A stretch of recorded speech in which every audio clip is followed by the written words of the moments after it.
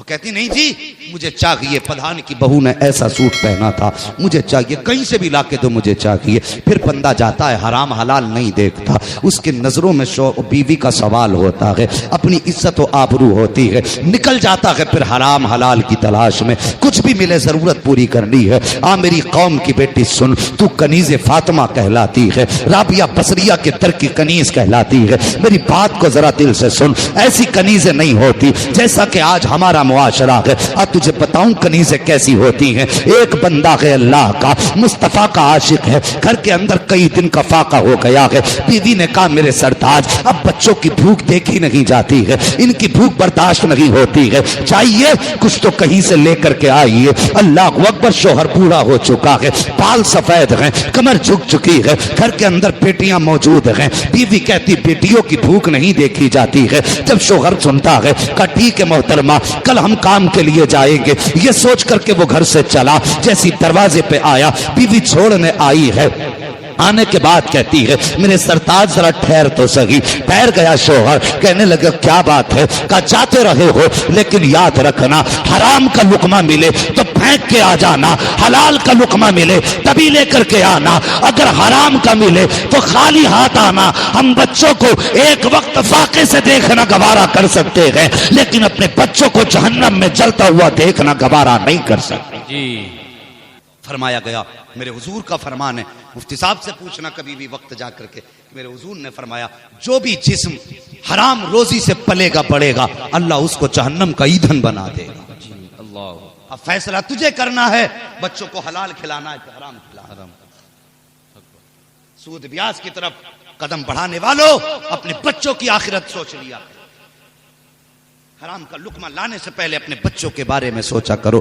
بیوی نے کہا میرے سرتاج جا تو رہے ہو لیکن حرام کا لقمہ ملے تو بالکل مت لانا، حلال ملے تبھی لے کر کے آنا۔ کہا ٹھیک خدا حافظ۔ شوہر نے فی امان اللہ کہا، رخصت ہو گیا۔ آج تم نے بھی منڈیاں دیکھی ہوں گی، بازار دیکھے ہوں گے، جہاں پر جا کر کے مزدوروں کی لائن لگا کرتی ہے، لوگ جاتے ہیں منڈی سے مزدور خرید کے لاتے ہیں، کاریگر تلاش کر کے لاتے ہیں، مستری تلاش کر کے لاتے ہیں، ہر بندہ طاقت سے طاقتور مزدور تلاش کرتا ہے تاکہ میرے گھر میں کام زیادہ ہو جائے۔ سوچتا اگر اس کو کم عمر کو لے گیا تو یہ کس کام آئے گا، یہ بوڑھا بھی کھانا کے برتن لے کر کے تھیلا لے کر کے گیا تھا، آؤں گا تو آٹا لے کر کے آؤں گا، بچوں کے لیے راشن لاؤں گا۔ کتنی حسرتیں دل میں تھی جب یہ چلا تھا، جا کر کے بازار میں کھڑا ہو گیا، جو بھی آتا جوان کا ہاتھ پکڑتا لے کے چلا جاتا، جوان کا ہاتھ پکڑتا لے کے چلا جاتا۔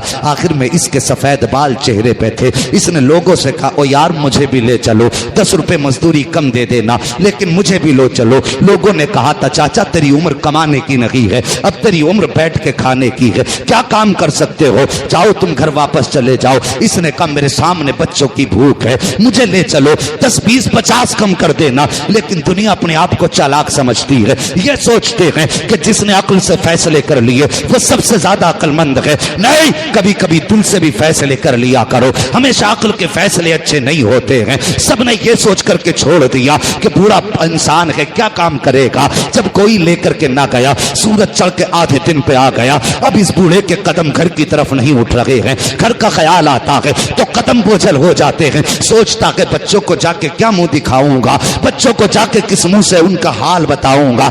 اللہ اکبر، یہ سوچ کر کے ٹھہرا رہا کہ جاؤں تو کہاں جاؤں، جب کوئی راستہ نہ ملا، سامنے مسجد کا دروازہ تھا، گیا جا کے مسجد میں وضو کیا ہے، مصلی بچھایا ہے، 2 رکعت نماز پڑھی ہے اور ہاتھ اٹھاتے رو کے کہتا ہے یا اللہ دنیا والوں نے تو مزدوری کے لائق نہیں سمجھا ہے، اے میرے پروردگار میں تیرے گھر میں مزدور بن کے آ گیا ہوں، یا اللہ تیرے گھر میں صفائی کروں گا، تیرے گھر میں جھاڑو لگاؤں گا، تیرے گھر کی صفوں کو سیدھا کروں گا، میرے مالک میرے بچوں کی روزی کا انتظام کر دینا۔ روتا رہا، مسجد کو صاف کرتا رہا، روتا رہا، صفائی کرتا رہا۔ شام ہو گئی ہے، گھر جانے لگا ہے، جب سوچا کہ گھر چلوں دل میں خیال آیا یار ابھی بچے جاگ رہے ہوں گے، جا کے کیسے بچوں کا سامنا کرے گا، یہ سوچ کر کے اللہ اکبر اس کے قدم ٹھہر گئے کہ اندھیرا ہوگا تب جاؤں گا۔ جیسی اندھیرا ہوا ہے گھر کے دروازے پہ پہنچا، جیسی دروازے گیا بیوی پہلے سے انتظار میں کھڑی تھی۔ اللہ اکبر، شوہر کو خالی ہاتھ دیکھا،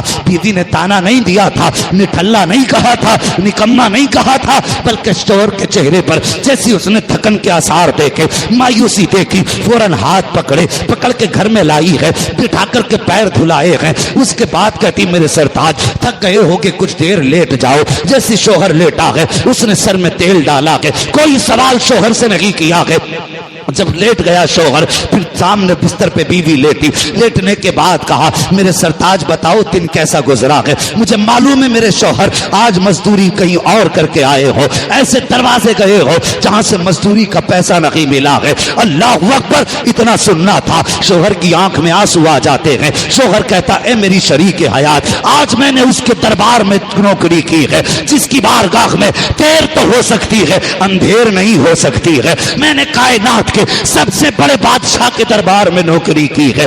اللہ اکبر. کہا کل کہاں جاؤ گے؟ کہا کل بھی اسی کے دربار میں نوکری کروں گا. اللہ اکبر. کل پھر گیا, پھر مسجد میں صفائی کی ہے. شام کا وقت ہوا ہے, پھر گھر آیا ہے. بیوی نے پھر استقبال کیا. کہا آج بھی مزدوری نہیں ملی؟ کہا آج بھی نہیں ملی ہے. اللہ اکبر. بیوی اگلے دن جب تیسرے دن رخصت کرنے آئی ہے, کہتی میرے سرتاج جا تو رہے ہو, میری بات سن لو. تمہارا مالک چاہے کتنا ہی بھی اچھا ہے, اس سے جا کے اتنا کہہ دینا کہ مہینے بھر کی مزدوری بعد میں دے دینا, 2 دن کی مزدوری بعد میں دے دینا, لیکن کم سے کم اتنا تو دے دے جس سے میرے بچوں کا پیٹ بھر جائے. مزدوری کا تھوڑا سا حصہ اس سے مانگ کے لے آنا. اب میرے سرتاج بچوں کا صبر ٹوٹ رہا ہے, اب ان کی بھوک نہیں دیکھی جاتی ہے. شوہر نے آنکھ میں آنسو لیے ہیں, اللہ کے گھر میں آیا ہے, آنسو بہانے شروع کر دیے ہیں. اے میرے پروردگار, میں نے پہلے دن مزدوری کی تجھ سے کچھ نہ مانگا, دوسرے دن مزدوری کی یا اللہ کچھ نہ مانگا, آج جب تیسرے دن چلا ہوں میری شریک حیات نے کہا تھا کہ آج اپنے مالک سے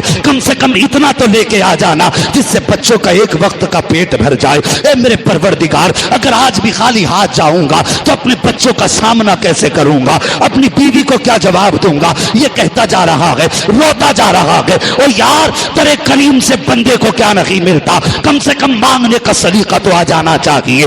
سوچو پیارے, جب بندہ رویا ہے, اللہ اکبر, کتابوں میں لکھا ہے جب شام کا وقت آیا, بے خودی تھی, بچوں کی بھوک سامنے تھی, شوہر سوچ رہا تھا گھر جاؤں گا بیوی کو کیا جواب دوں گا, خالی ہاتھ جاتے ہوئے غیرت آ رہی تھی.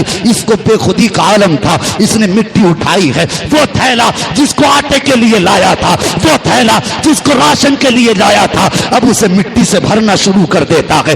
دیوانوں کی طرح بھرتا جا رہا ہے, بھرتا جا رہا ہے, تھیلا بھر کے چلنے لگا. جب شام کا وقت تھا, ہمت جواب دے گئی, گھر جانے کی طاقت نہ تھی, چھپ کے دور سے دیکھنے لگا کہ جب سب سو جائیں گے تب گھر میں داخل ہوں گا. کیا دیکھتا ہے, جیسی دور سے دیکھا گھر کے آنگن سے دھواں اٹھتا نظر آ رہا ہے. جیسی دھوئیں کو اٹھتا دیکھا, اس نے سوچا شاید یہ میرا گھر نہیں ہے, میرے گھر میں دھوئیں کا کیا کام ہے, میرے گھر میں پکانے کے لیے ایک روٹی کا آٹا نہیں ہے, پھر دھواں کیوں ہو رہا ہے؟ کہ شاید میں کہیں اور آ گیا ہوں. پھر اس نے آنکھوں کو ملا ہے, قریب آیا, آ کے دیکھا گھر تو میرا ہی ہے. پھر اس نے دیوار نیچی تھی, جھانک کے دیکھا, کیا دیکھتا ہے, چولہے پہ پکوان چڑھے ہیں, گھر میں کھانا بن رہا ہے. آیا بڑی تیزی سے دروازے پہ, دستک دی ہے, فوراً بیوی دوڑ کے آئی ہے. بیوی نے توڑ کے شوہر کا استقبال کیا. شوہر کہتا شریک حیات بتاؤ تو صحیح یہ پکوان کیسے ہیں, یہ چولہے میں آگ کیسی ہے, یہ خوشبوئیں کیسی ہیں؟ کہ شوہر ابھی نہ پوچھ, آ میرے ساتھ آ.